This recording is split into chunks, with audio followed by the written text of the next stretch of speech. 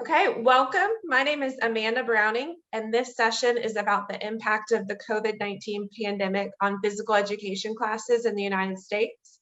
During our time together today, we will explore physical education in the United States, specifically in my classes in North Carolina, the effect of the COVID-19 pandemic on instruction, student engagement, and assessment, and finally reflect upon lessons learned and new strategies that we can continue to implement in the future. While a trip halfway around the world allowing me to meet you in person would have been absolutely amazing, I want to take a second to introduce myself and share my teaching experience. My name is Amanda Browning, and I just completed my 17th year teaching health and physical education in North Carolina.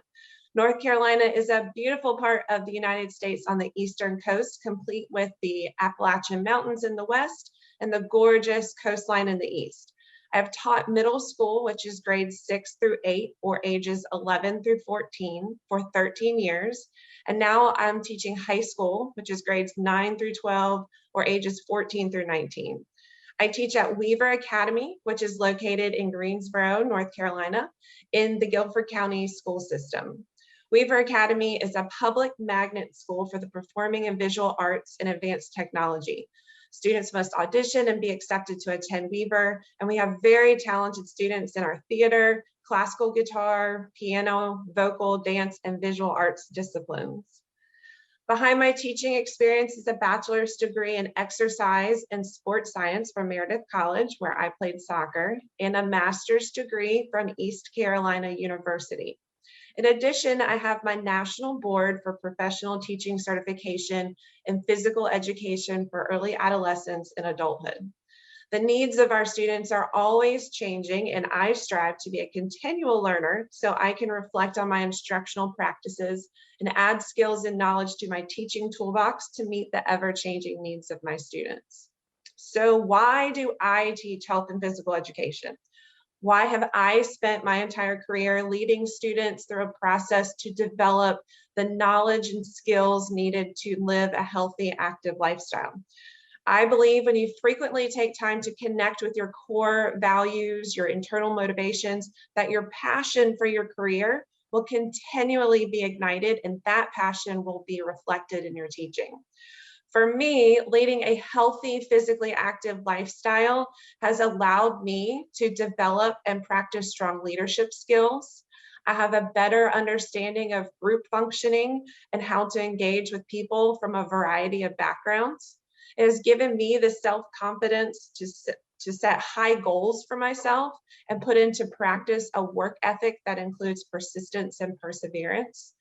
Being physically active has given me the ability to cope with difficult situations and emotions and allows me to find balance among all aspects of my health and wellness.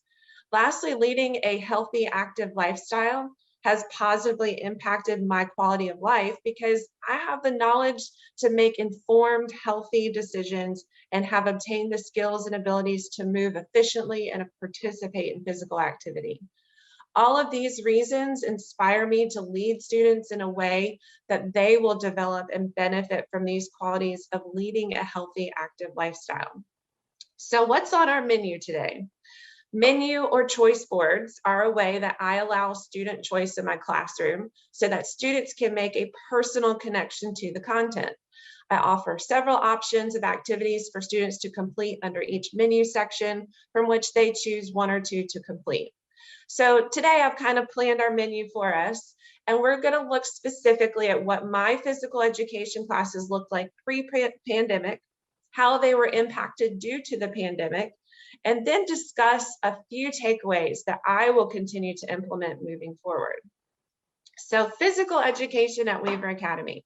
I'm going to use my classroom as a specific example of the changes incurred as a result of the pandemic.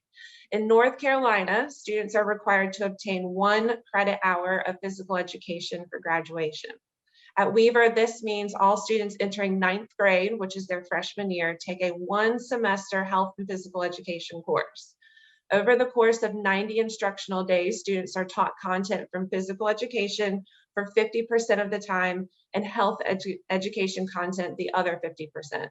As we all know, much of the content is interconnected, so students are in a confined classroom setting for about 1/3 of the semester, and they are physically active for the remainder. Each class period lasts for 90 minutes. In order to maximize instructional time, I put several procedures in place that allow students to work independently at their own pace at the very start of class.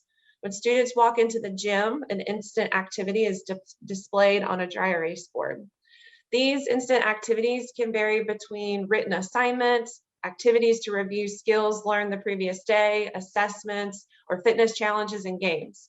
I structure these activities in a way that allows students to begin working without much direct instruction from me so that I can handle non-instructional procedures such as taking attendance.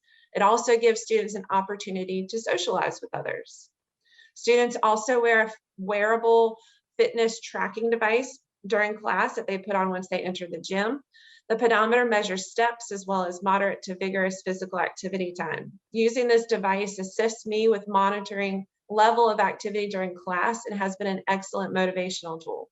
We have class competitions and individual highest number of steps challenges, and students analyze their step totals each month by making graphs and writing reflections.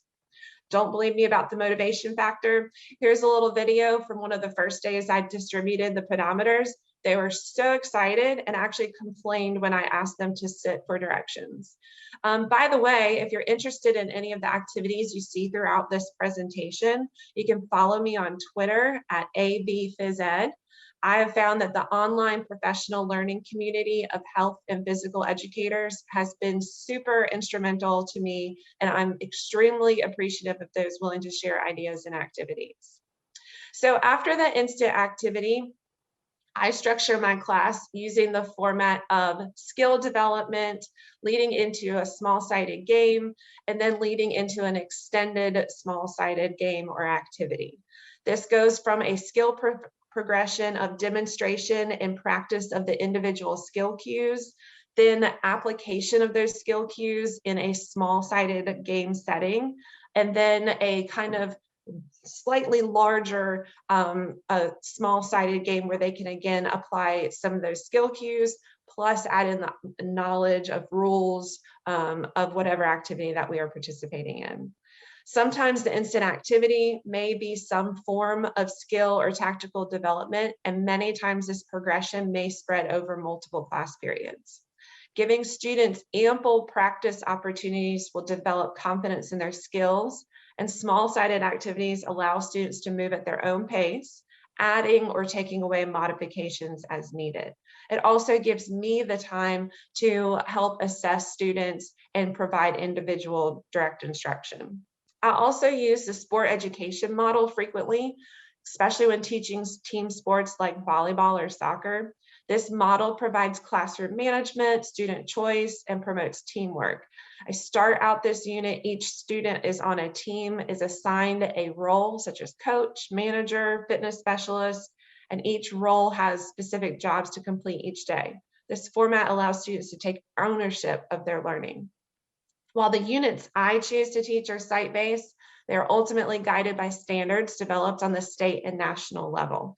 Since equipment, space, class size, and teacher experience knowledge varies greatly from school to school, we do not have set sports or activities we must teach. Each teacher can decide how to teach the standards using activities that fit their student population the best. So the impact of COVID-19 pandemic on physical education in my classroom. On March 13th, 2020, I left my classroom and did not return until August of 2020. Even then, I returned to an empty classroom and extra computer screens. My students did not actually return to in-person instruction until April of 2020. So at the beginning of the shelter-in-place order, teachers were given about 2 weeks to navigate virtual instruction. We already had a learning management system called Canvas in place, but many teachers and students were not familiar with its use. In addition, many students lacked devices, home Wi-Fi, or were now required to babysit siblings or go to work to help supplement family income lost due to job layoffs. Through June of 2020, I posted assignments that students would complete independently. Some teachers began online classes, but most contacted students through email or phone calls. So then in August of 2020, we returned to campus and virtual classes began. There was still a struggle with many students not having working devices or reliable Wi-Fi. Many students also had taken on extra responsibilities at home or were home unsupervised. In April of 2021, the high school students had the option to return to in-person learning. And about 80% of my students returned to campus. But now I was tasked with teaching physical education in a hybrid model. So I had students in person, and then I still had students that were at home. So how did my instruction change? For the first 3.5 months, all instruction took place via the learning management system.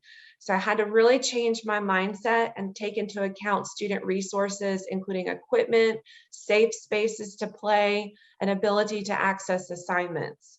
During this time, I utilized a student-centered, student choice format.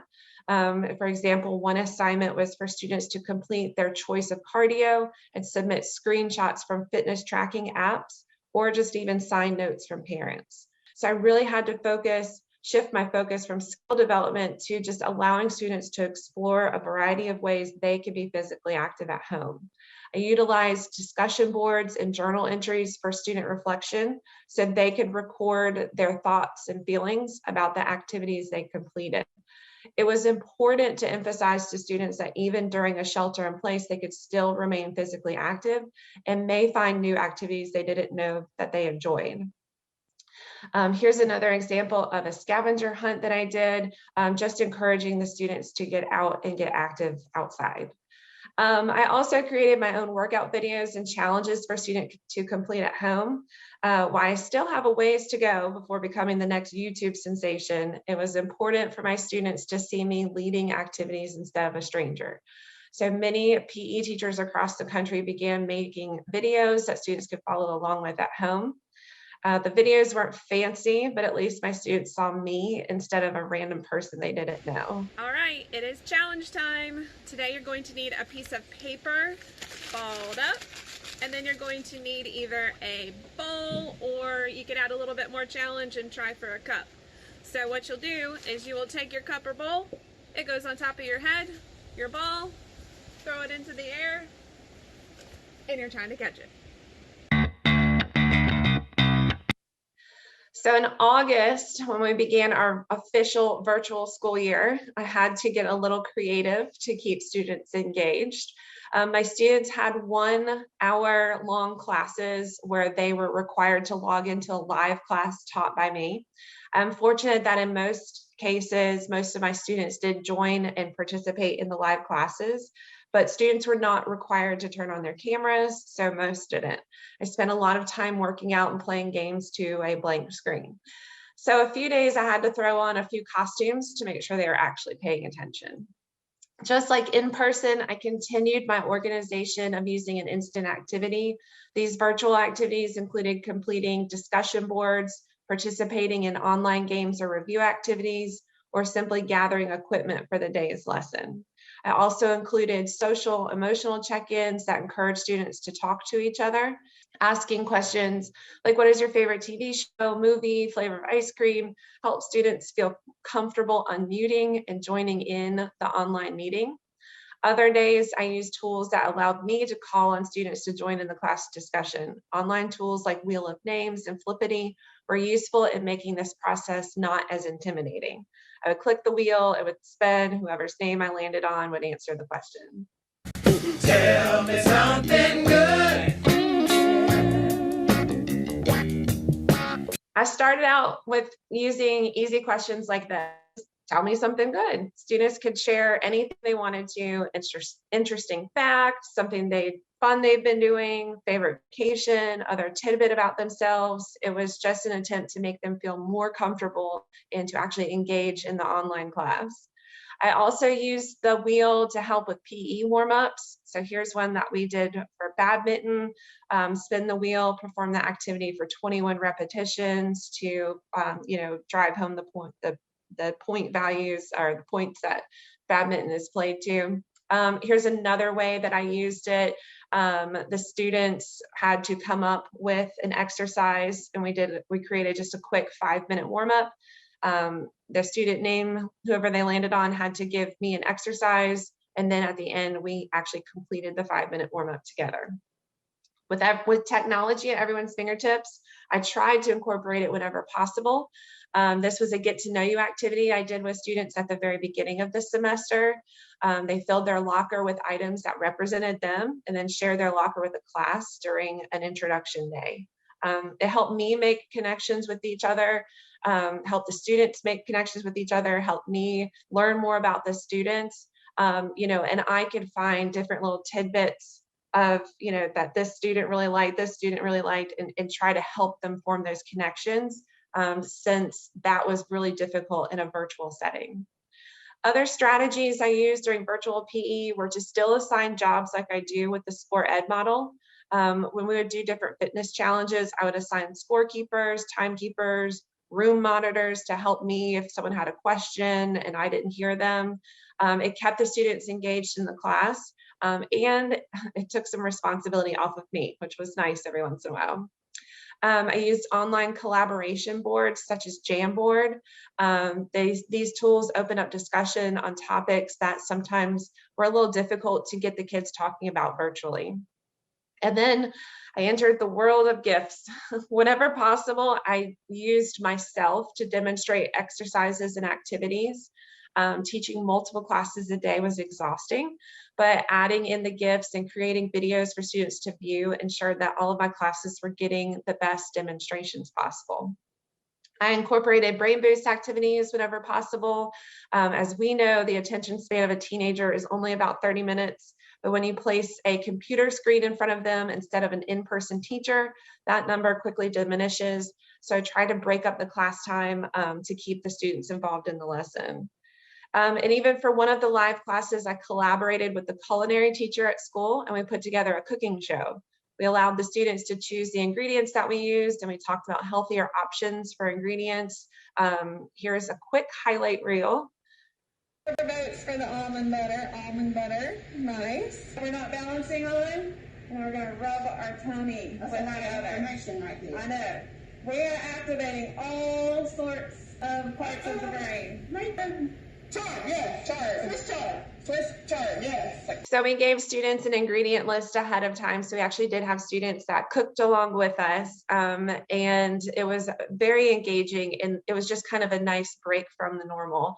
Some of the examples of the group work that I did, one was an exercise library project where students were assigned different exercises. They would then pull apart the exercise, demonstrate it, identify target muscles, and then they actually taught their classmates about these exercises. I took all of the slides, compiled them into one slide presentation so students were able to access for easy reference throughout the semester. I always do a create a dance project in person. So I was able to easily adapt this to virtual instruction using breakout rooms to put students into small groups. They created their dance, and then they either videoed it in their breakout room all together, or they had to submit a video individually. It was really neat to see this project come alive during virtual instruction because it's one of my favorites for in-person. I utilized videotaping before the pandemic, but now that each student had their own device, it was much easier to have students submit videos of their skills. Videotaping allowed me the opportunity to provide very specific feedback to students about skills. It's so nice to be able to pause, rewind, fast forward. Websites like Flipgrid made it very easy for students to submit a quick video and for me to provide comments and feedback. So when students returned to in-person learning, I had about 80% of my students back in the classroom. The remaining students still participated in some live virtual classes, but also completed asynchronous activities as well due to, they might not have the equipment at home that I had in person. Students were required to wear masks, maintain 6 feet of distance, and limit the sharing of equipment. I chose activities that were primarily individual or dual sports such as dance, cardio drumming, tennis, badminton, and pickleball. I modified many activities that required working in partners, so that each student had their own equipment. And at this point, all students also had district issued devices, so I was able to incorporate technology still in the in-person classes. So how has teaching during the COVID-19 pandemic changed my instruction moving forward? I really recognize the power of student choice. I also think that it's important that students connect with physical activities that are actually feasible for them in the future. While a structured PE class is fantastic, once they leave my class, they will no longer have that opportunity. Have I given them the skills and abilities to lead an active lifestyle on their own? Can they find opportunities in their community to be physically active? So pre-pandemic, I reached out to numerous community organizations who came in as guest speakers for my class. And fortunately, during the pandemic, I still was able to have teachers record yoga videos, make guest appearances, lead a indoor cycling class. And those are things that I hope to continue in the future. The use of technology has obviously become an integral part of instruction, and it will be important to continue its use in the future as a supplement to in-person instruction. It's going to be important to find a balance and identify effective uses of technology as students return back in person. I'm also very appreciative of the amount of professional development that was made available online. I attended many more conferences and connected with more educators, even educators in my school district that I didn't know than I had before due to online meetings and professional development opportunities. And my hope is that the trend of online professional development and the network of physical educators on social media continues to grow and flourish. So while this has been an unprecedented year, I think it has taught us a lot about our strengths and our weaknesses. And now it's time to use this information to strengthen our teaching and instruction moving forward. So thank you for spending this time with me today. I hope you kind of got a good overview of how the pandemic impacted my instruction in physical education in North Carolina. And I hope you stay healthy and safe. Thank you for attending, and I appreciate your time.